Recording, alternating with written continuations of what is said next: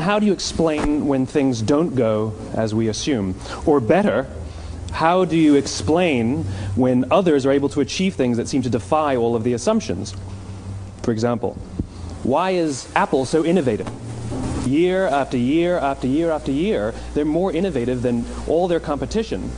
And yet, they're just a computer company. They're just like everyone else. They have the same access to the same talent, the same agencies, the same consultants, the same media. Then why is it that they seem to have something different? Why is it that Martin Luther King led the civil rights movement? He wasn't the only man who suffered in a pre-civil rights America, and he certainly wasn't the only great orator of the day. Why him? And why is it that the Wright brothers were able to figure out controlled powered manned flight when there were certainly other teams who were better qualified, better funded, and they didn't achieve powered manned flight, and the Wright brothers beat them to it? There's something else at play here. About 3.5 years ago, I made a discovery. And this discovery profoundly changed my view on how I thought the world worked, and it even profoundly changed the way in which I operate in it. As it turns out, there's a pattern. As it turns out, all the great and inspiring leaders and organizations in the world, whether it's Apple or Martin Luther King or the Wright brothers, they all think, act, and communicate the exact same way, and it's the complete opposite to everyone else. All I did was codify it. And it's probably the world's simplest idea. I call it the golden circle.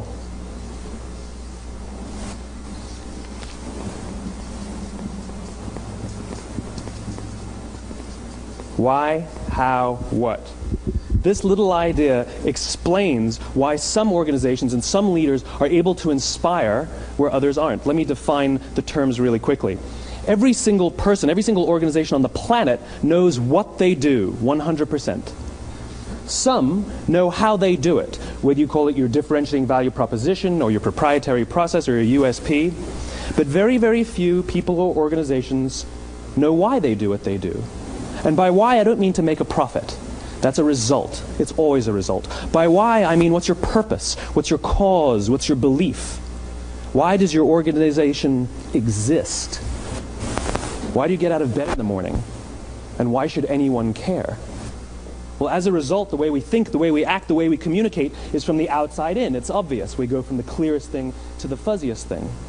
But the inspired leaders and the inspired organizations, regardless of their size, regardless of their industry, all think, act, and communicate from the inside out. Let me give you an example. I use Apple because they're easy to understand and everybody gets it. If Apple were like everyone else, a marketing message from them might sound like this. We make great computers. They're beautifully designed, simple to use, and user-friendly. Want to buy one? Meh. And that's how most of us communicate. That's how most marketing is done, that's how most sales is done, and that's how most of us communicate interpersonally. We say what we do, we say how we're different or how we better, and we expect some sort of behavior, a purchase, a vote, something like that. Here's our new law firm. We have the best lawyers with the biggest clients. We have, we always perform for our clients, do business with us. Here's our new car. It gets great gas mileage. It has, leather seats. Buy our car. But it's uninspiring. Here's how Apple actually communicates. Everything we do, we believe in challenging the status quo. We believe in thinking differently. The way we challenge the status quo is by making our products beautifully designed, simple to use, and user-friendly. We just happen to make great computers. Want to buy one? Totally different, right? You're ready to buy a computer from me. All I did was reverse the order of the information. What it proves to us is that people don't buy what you do, people buy why you do it. People don't buy what you do, they buy why you do it. This explains why every single person in this room is perfectly comfortable buying a computer from Apple. But we're also perfectly comfortable buying an MP3 player from Apple, or a phone from Apple, or a DVR from Apple. But as I said before, Apple's just a computer company. There's nothing that distinguishes them structurally from any of their competitors. Their competitors are all equally qualified to make all of these products. In fact, they tried. A few years ago, Gateway came out with flat-screen TVs. They're eminently qualified to make flat-screen TVs. They've been making flat-screen monitors for years. Nobody bought one.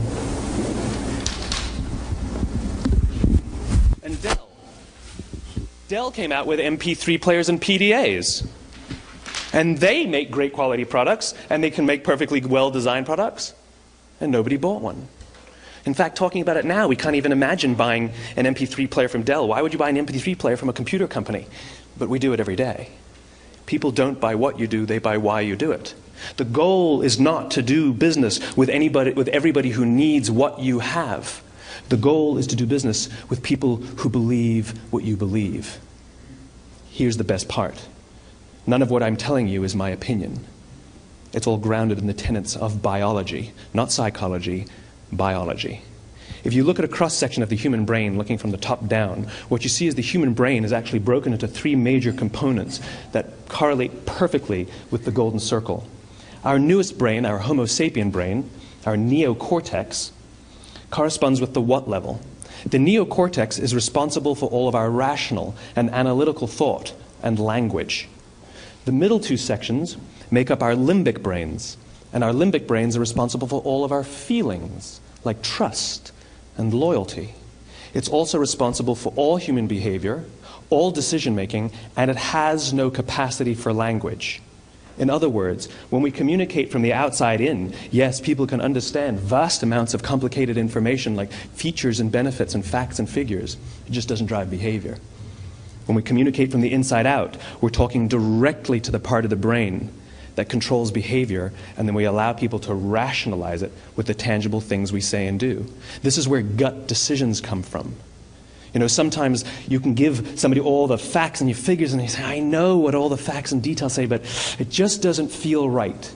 Why would we use that verb? It doesn't feel right. Because the part of the brain that controls decision-making doesn't control language. And the best we can muster up is, I don't know, it just doesn't feel right. Or sometimes you say you're leading with your heart, or you're leading with your soul. Well, I hate to break it to you, those aren't other body parts controlling your behavior. It's all happening here in your limbic brain, the part of the brain that controls decision-making and not language. But if you don't know why you do what you do, and people respond to why you do what you do, then how will you ever get people to vote for you or buy something from you, or more importantly, be loyal and want to be a part of what it is that you do? Again, the goal is not just to sell people who need what you have. The goal is to sell to people who believe what you believe. The goal is not just to hire people who need a job. It's to hire people who believe what you believe. I always say that, you know, if you hire people just because they can do a job, they'll work for your money. But if you hire people who believe what you believe, they work for you with blood and sweat and tears. And nowhere else is there a better example of this than with the Wright brothers. Most people don't know about Samuel Pierpont Langley. And back in the early 20th century, the pursuit of powered man flight was like the dot-com of the day. Everybody was trying it. And Samuel Pierpont Langley had what we assume to be the recipe for success. I mean, even now, you ask people, why did your product or why did your company fail? And people always give you the same permutation of the same three things. Undercapitalized, the wrong people, bad market conditions. It's always the same three things. So let's explore that. Samuel Pierpont Langley was given $50,000 by the War Department to figure out this flying machine. Money was no problem. He held a seat at Harvard and worked at the Smithsonian and was extremely well connected. He knew all the big minds of the day. He hired the best minds money could find, and the market conditions were fantastic. The New York Times followed him around everywhere, and everyone was rooting for Langley. And how come we've never heard of Samuel Pierpont Langley? A few hundred miles away in Dayton, Ohio, Orville and Wilbur Wright. They had none of what we consider to be the recipe for success. They had no money. They paid for their dream with the proceeds from their bicycle shop. Not a single person on the Wright brothers' team had a college education, not even Orville or Wilbur. And the New York Times followed them around nowhere. The difference was Orville and Wilbur were driven by a cause, by a purpose, by a belief. They believed that if they could figure out this flying machine, it'll change the course of the world. Samuel Pierpont Langley was different. He wanted to be rich, and he wanted to be famous. He was in pursuit of the result. He was in pursuit of the riches. And lo and behold, look what happened. The people who believed in the Wright brothers' dream worked with them with blood and sweat and tears. The others just worked for the paycheck. And they tell stories of how every time the Wright brothers went out, they would have to take 5 sets of parts because that's how many times they would crash before they came in for supper.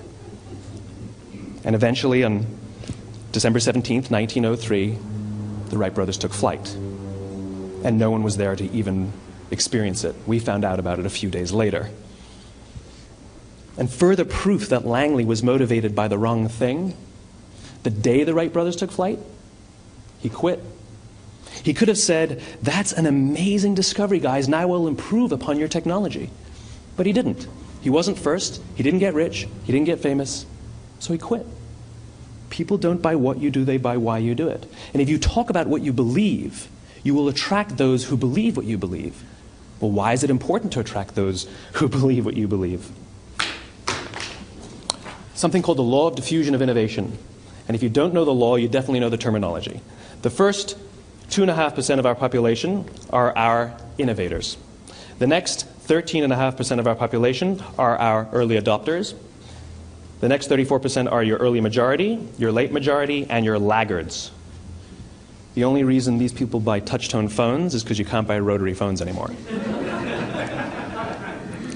We all sit at various places at various times on the scale, but what the law of diffusion of innovation tells us is that if you want mass market success or mass market acceptance of an idea, you cannot have it until you achieve this tipping point between 15 and 18% market penetration, and then the system tips. And I love asking businesses, what's your conversion on new business? And they love to tell you, oh, it's about 10%, proudly. Well, you can trip over 10% of the customers. We all have about 10% who just get it. That's how we describe them, right? That's like that gut feeling, oh, they just get it. The problem is, how do you find the ones that just get it before you're doing business with them versus the ones who don't get it? So it's this here, this little gap, that you have to close, as Geoffrey Moore calls it, crossing the chasm. Because you see, the early majority will not try something until someone else has tried it first. And these guys, the innovators and the early adopters, they're comfortable making those gut decisions. They're more comfortable making those intuitive decisions that are driven by what they believe about the world, and not just what product is available. These are the people who stood online for 6 hours to buy an iPhone when they first came out, when you could have just walked into the store the next week and bought one off the shelf. These are the people who spent $40,000 on flat-screen TVs when they first came out, even though the technology was substandard. And by the way, they didn't do it because the technology was so great. They did it for themselves. It's because they wanted to be first. People don't buy what you do, they buy why you do it. And what you do simply proves what you believe. In fact, people will do the things that prove what they believe. Now let me give you a successful example of the law of diffusion of innovation. In the summer of 1963, 250,000 people showed up on the Mall in Washington to hear Dr. King speak. They sent out no invitations, and there was no website to check the date. How do you do that? Well, Dr. King wasn't the only man in America who was a great orator. He wasn't the only man in America who suffered in a pre-civil rights America. In fact, some of his ideas were bad. But he had a gift. He didn't go around telling people what needed to change in America. He went around and told people what he believed. I believe, I believe, I believe, he told people. And people who believed what he believed took his cause and they made it their own, and they told people. And some of those people created structures to get the word out to even more people. And lo and behold, 250,000 people showed up on the right day, on the right time to hear him speak. How many of them showed up for him? 0. They showed up for themselves. It's what they believed about America that got them to travel on a bus for 8 hours to stand in the sun in Washington in the middle of August. It's what they believed. And it wasn't about black versus white. 25% of the audience was white. Dr. King believed that there are 2 types of laws in this world. Those that are made by a higher authority and those that are made by man. And not until all the laws that are made by man are consistent with the laws that are made by the higher authority will we live in a just world. It just so happens that the civil rights movement was the perfect thing to help him bring his cause to life. We followed him not for him, but for ourselves. And by the way, he gave the I have a dream speech, not the I have a plan speech.